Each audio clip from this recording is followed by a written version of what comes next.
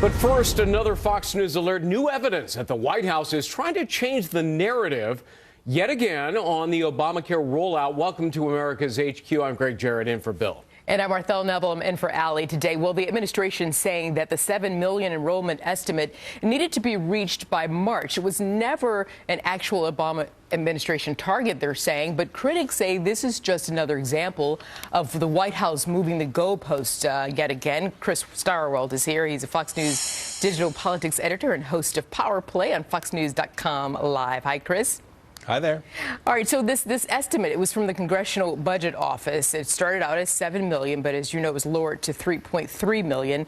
That would be enrolled for Obamacare by the end of December, and of course 2.1 actually enrolled. So again, it was a projection. So I ask you, was the 7 million projection a fabrication or all along, or was it real and the government just got derailed by the problem-plagued rollout? It depends on what you think the law is intended to do. And that is currently what's happening. The discussion that's happening in this country right now is, what is the point of Obamacare?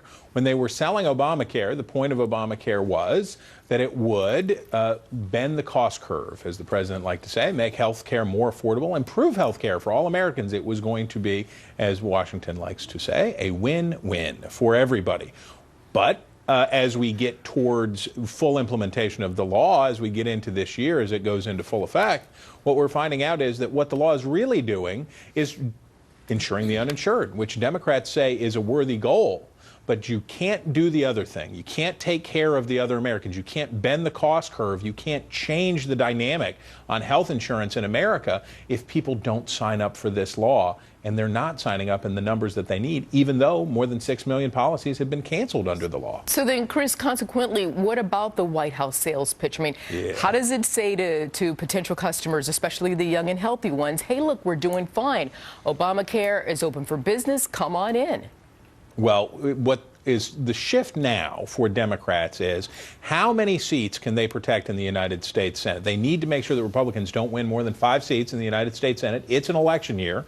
So what they're shifting to is an income inequality and sort of class conflict argument as they're rolling forward. And what they're going to continue to say is, maybe we didn't get the 7 million we needed to make this law economically sustainable. Maybe we didn't get a lot of the stuff that we needed. Maybe those young people you described never came through the door. But we provided health insurance to people who needed it, and that's a good thing. And what Republicans want to do is take it away from them. And that's going to be the argument that Senate Democrats make going forward, is to say that Republicans are cruel and trying to deprive needy people of health insurance. And if, in fact, that would be the Democrats' argument, then how do the Republicans combat that, saying, no, that's not what we're trying to do, and yet here's some solutions to what it is that you guys were trying to do on your side of the aisle?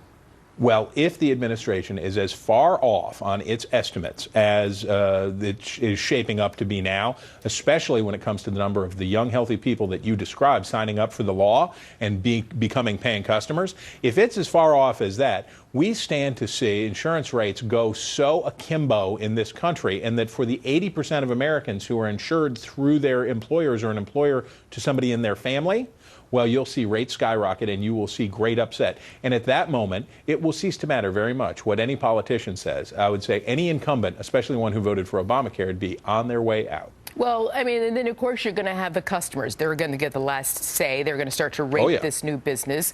We're going to see more reviews, some from satisfied patrons and some who may say, hey, look, guys, this was a bunch of bait and switch. So, I mean, it kind of remains to be seen how this will all play out, right?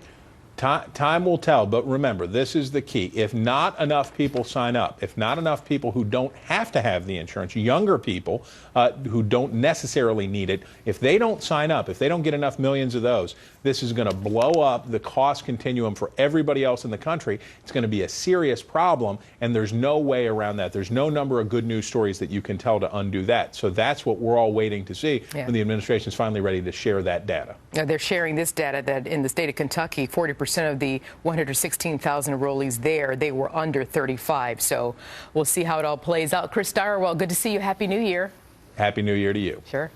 In the meantime, yet another Obamacare official resigning amid the rollout debacle. This time, Oregon's Health Exchange Director, Rocky King, becoming the second state official to resign. He came under fire, of course, when the online enrollment system failed to go actually live in October.